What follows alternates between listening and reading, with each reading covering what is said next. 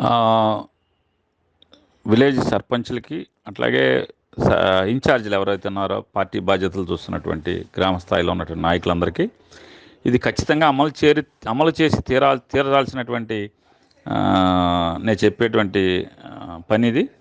ఆహ్, మీ పంచాయతీ సెక్రటరీ గారితోనూ వాళ్ళతో మాట్లాడుకొని రేపు పెన్షన్స్ ఎట్లా ఇస్తున్నారు పంచాయతీ ఆఫీసులో లేదా సచివాలయంలో వాళ్ళ ఎప్పుడు ఏ క్లస్టర్‌లో ఎప్పుడెప్పుడు రావాలి అనేది మీరు వివరం కనుక్కొని మనం రిజైన్ చేసినటువంటి వాలంటీర్లు మీరు కలిసి ఆ పెన్షన్దారులందరినీ కూడా దగ్గరుండి వీలుంటే ఆటో పెట్టండి. తర్వాత ఆ లెక్కలేంటో మనిద్దరం చూసుకుందాం.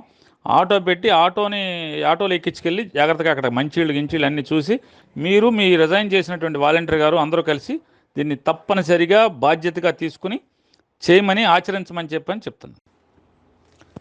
ఆహ్, విలేజ్ సర్పంచ్‌లకి అట్లాగే స ఇన్‌చార్జ్‌లు ఎవరైతే ఉన్నారో పార్టీ బాధ్యతలు చూస్తున్నటువంటి గ్రామ స్థాయిలో ఉన్నటువంటి నాయకులందరికీ ఇది ఖచ్చితంగా అమలు చేసి తీరాల్సినటువంటి నేను చెప్పేటువంటి పనిది.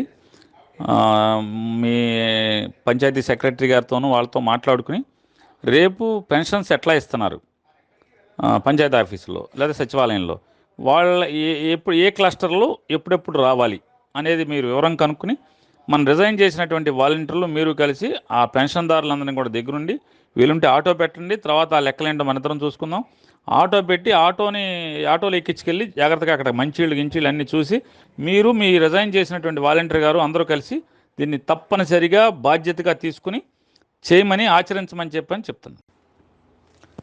ఆహ్, విలేజ్ సర్పంచ్‌లకి అట్లాగే స ఇన్‌చార్జ్‌లు ఎవరైతే ఉన్నారో పార్టీ బాధ్యతలు చూస్తున్నటువంటి గ్రామ స్థాయిలో ఉన్నటువంటి నాయకులందరికీ ఇది ఖచ్చితంగా అమలు చేసి తీరాల్సినటువంటి నేను చెప్పేటువంటి పనిది.